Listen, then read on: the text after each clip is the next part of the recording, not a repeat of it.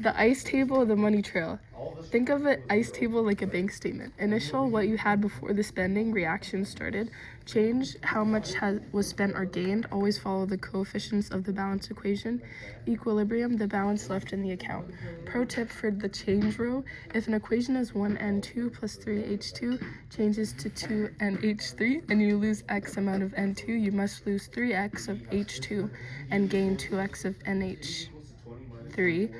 The ratios law.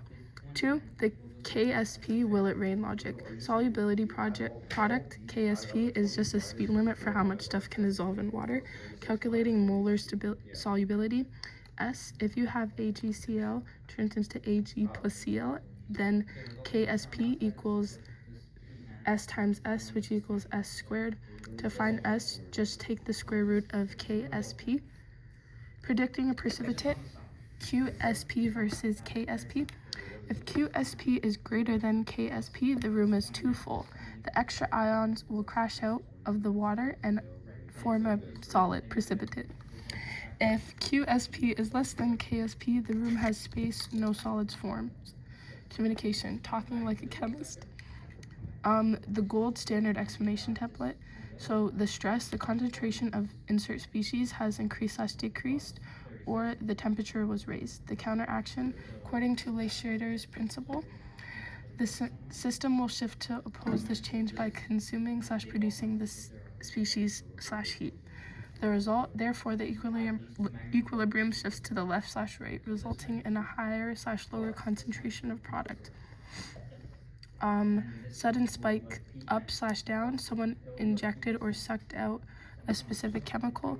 All lines curve at the same time. The temperature changed. All lines jump instantly. Vertical line, the volume was changed. Pressure spike.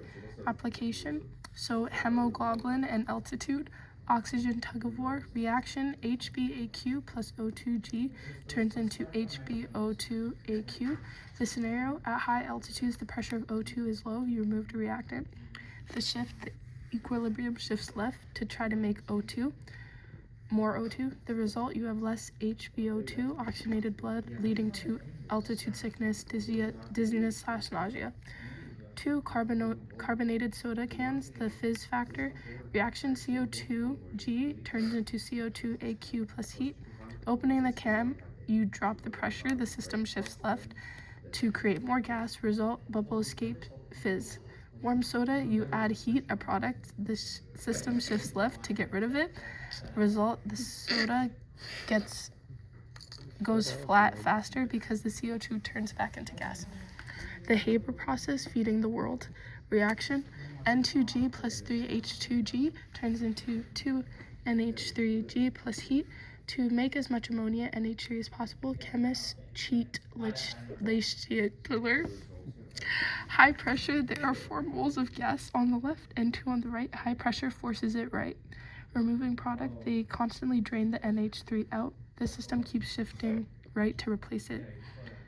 So, inquiry, is it a gas? If not, ignore pressure changes. Is it a solid? If yes, ignore it for the KEQ expression. Is it total or species? Did the teacher change the volume? Affects everyone, or just add one chemical? Affects one thing. Okay, next one. Le-Chatelier's principle, the rule, if you stress the system, change concentration, temperature, volume, the system will fight back by shifting to the opposite side to cancel that stress. Stress applied, add a substance, system response, shift away from it. Why? To use up the extra stuff. Stress applied, remove a substance, system's response, shift towards it. Why? To replace what was lost. Stress applied, increase temperature, system's response, shift to endothermic side. Why? To absorb the extra heat. Stress applied, decrease temperature, system's response, shift to exothermic side. Why? To create more heat. Stress applied, decrease volume, system's response, shift to the side with fewer gas moles. Why? More pressure equals less room, so it shifts to the side, taking up less space. Remember, adding a catalyst or an inert gas like neon does not shift the equilibrium. The equilibrium law, KEQ, so equation KEQ equals products squared by the coefficients over reactants squared by the coefficients, the golden rule. Only include gases G and aqueous AQ. Never include solids or pure liquids because their concentrations don't change. The ice table. So first is the initial, plug in the starting concentrations. Molarity equals moles over liters. If no product is mentioned, it is usually 0. 2, change, use x multiplied by the equation's coefficients. Reactants are usually negative x and products are plus x. E, equilibrium, add the I and C rows together. So example 0.5 minus x. Solve, plug the E row into the KEQ expression and solve for x. Q versus K. Q is calculated the exact same way as KEQ, but you use the concentrations you have right now to see if you are at equilibrium yet. So if Q is less than K, you need more products, shift right. If Q is greater than K, you have too many products, shift left. If Q is equal to K, you are at equilibrium. The small k assumption 100 rule, the difficulty. Sometimes solving for x leads to a nasty cubic or quadratic equation. The fix, if kq is extremely small, like 10 to the negative 5 or smaller, the change x is so tiny that it won't really change the initial concentration. Example, if you have 0.10 minus x and KEQ is tiny, you can just treat it as 0.10 to make the math easy. Solving for KEQ using mass. So questions asking for the final mass. Strategy, convert everything to molarity M. Use the ice table to find x in the final equilibrium molarity. Then convert molarity back to mole, so N equals molarity times volume. Convert moles to mass using the molar mass, so M equals moles times molar mass.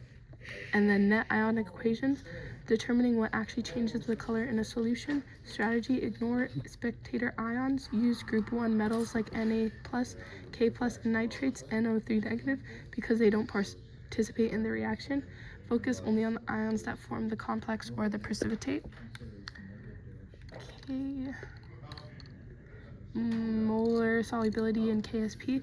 For kidney stones, you're dealing with a saturated solution in the body. If the compound is calcium oxalate, CaC2O4, the dissociation equation, CaC2O4S, turns into Ca2 plus Aq plus C2O4 to negative Aq.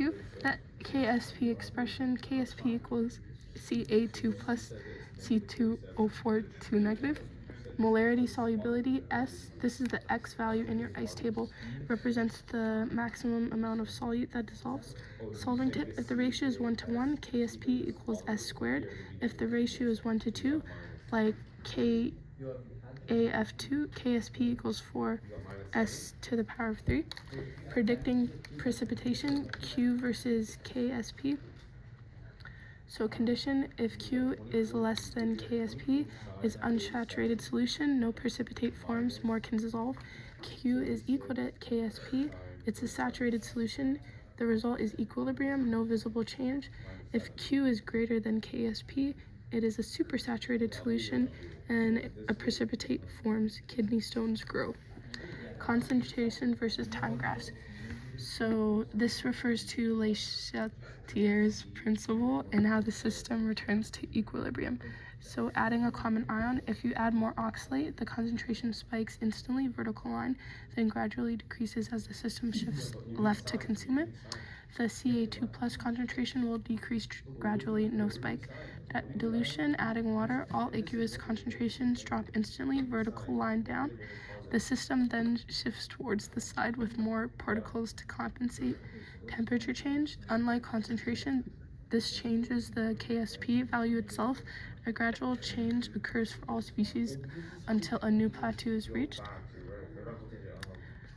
Common ion effect, adding an ion already present in the solution decreases the molar solubility of the salt. This is why high calcium diets or dehydration can trigger storm formation. Dynamic equilibrium, at saturation, the rate of dissolving equals the rate of recrystallizing. The mass of the stone stays constant, but particles are constantly moving. pH effect, if the anion in the salt is basic, like oxalate or carbonate, adding acid H plus will react with the anion, lowering its concentration, causing more of the stone to dissolve, shift right.